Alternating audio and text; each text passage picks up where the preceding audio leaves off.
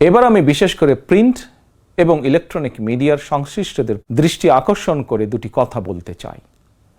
গণহত্যাকারী হাসিনা সারা দেশের সংবাদপত্রের স্বাধীনতা কেড়ে নিয়েছিল। সংবাদপত্রের স্বাধীনতা হরণকারী হাসিনা পালিয়েছে জনগণের অভ্যুত্থানে। জনগণের প্রত্যাশা, আপনারা আপনাদের যার যা সংবাদপত্রে নির্ভয়ে এই শব্দটি লিখবেন, হাসিনা পালিয়েছে।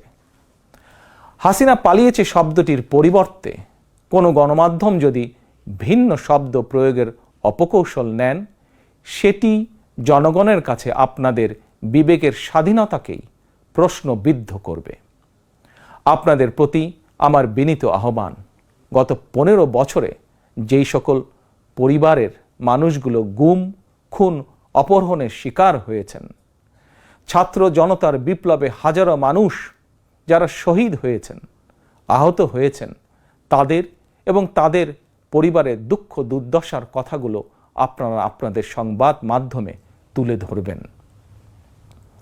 সাগররুনি হত্যা মামলার তদন্ত এক যুগেও কেন শেষ হলো না, সেই প্রশ্ন আপনারা আপনাদের মাধ্যমে তুলে ধরবেন। জনগণ আপনাদের কাছ থেকে আয়নাঘর নিয়ে অনুসন্ধানী রিপোর্ট দেখতে চায়। হাসিনা দেশটাকে লুটেরা রাষ্ট্রে পরিণত করেছিল। জনগণ দুর্নীতির সেই সব চিত্র প্রতিদিন আপনাদের সংবাদপত্রে, গণমাধ্যমগুলোতে দেখতে চায়।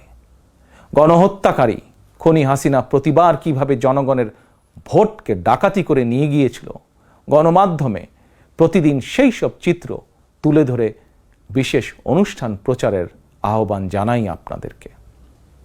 গণমাধ্যমে হাসিনার অপকর্ম ফ্রেমবন্দি থাকলে ভবিষ্যতে আর কেউ হাসিনার মতন ভোট ডাকাতি, গণহত্যায় লিপ্ত হতে সাহস করবে না, যা বাংলাদেশের ভবিষ্যৎ গণতন্ত্রের ভিতকে মজবুত করবে এবং ক্ষমতাসীনদেরকে স্বৈরাচারী আচরণ থেকে বিরত থাকতেও বাধ্য করবে।